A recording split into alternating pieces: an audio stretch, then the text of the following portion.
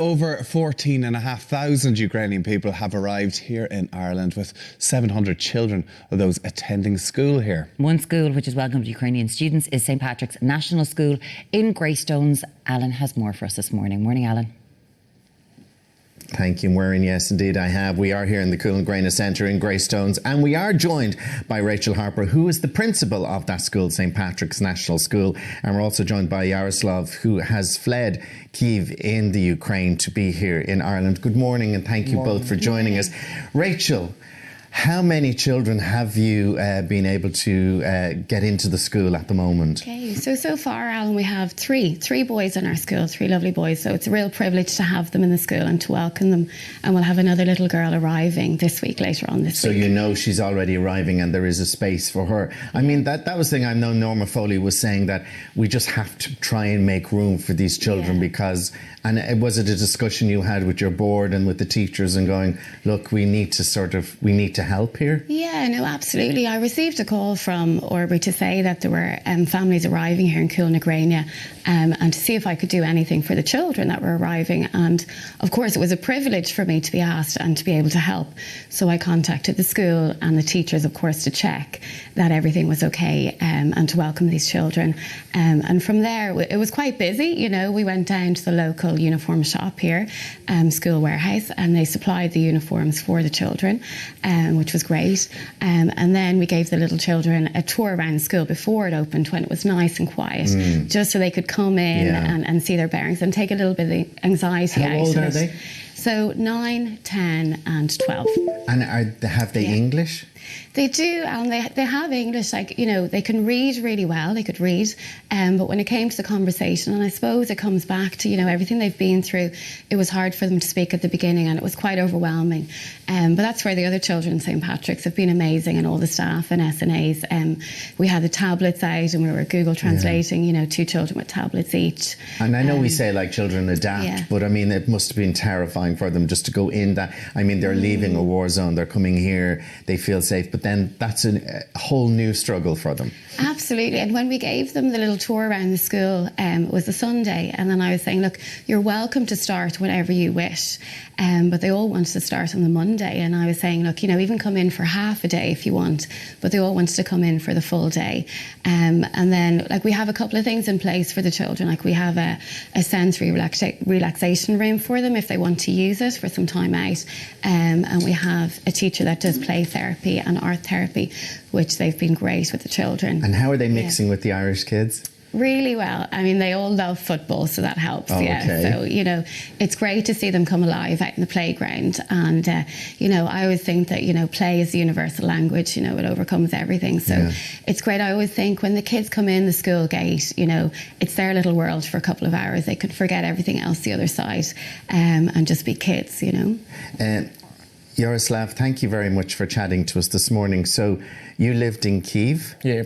And how long have you been here now? When did you leave? We left Kyiv on 24th, but we have arrived in Ireland on the St. Patrick's Day. St. Patrick's Day, so you arrived on St. Patrick's Day. What a day to arrive in Ireland. Big celebration welcoming you. Yeah, but we didn't you didn't see any of the celebrations. So tell me about Kyiv and what you saw on the shelling and the bombing.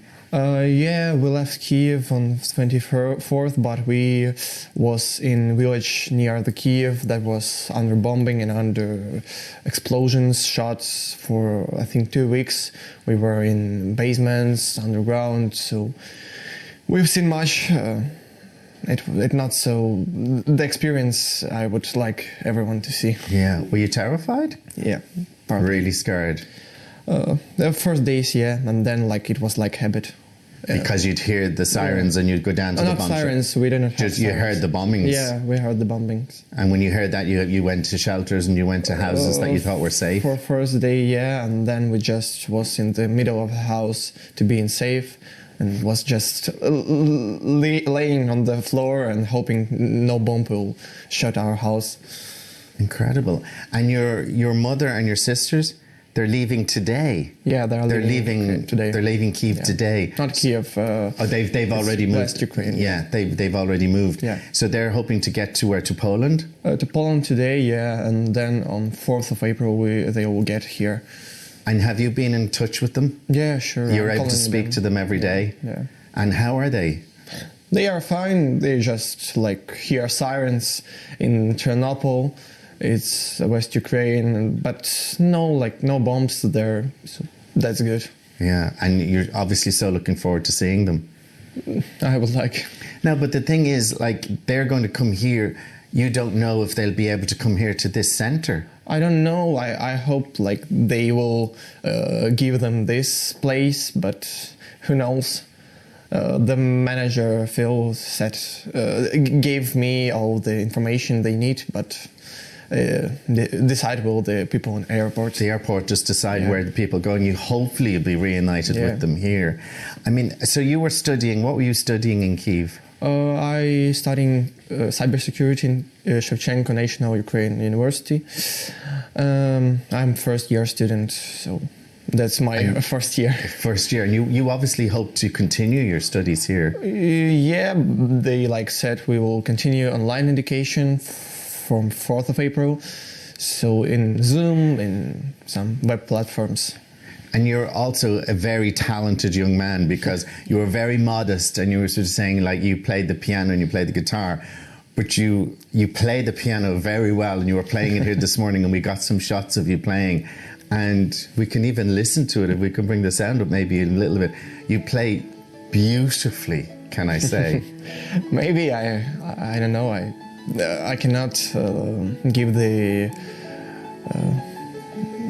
give the definition of my playing. Yeah, you were very shy about it this morning, and I asked you to do it, and we had to get you to coax you to do it.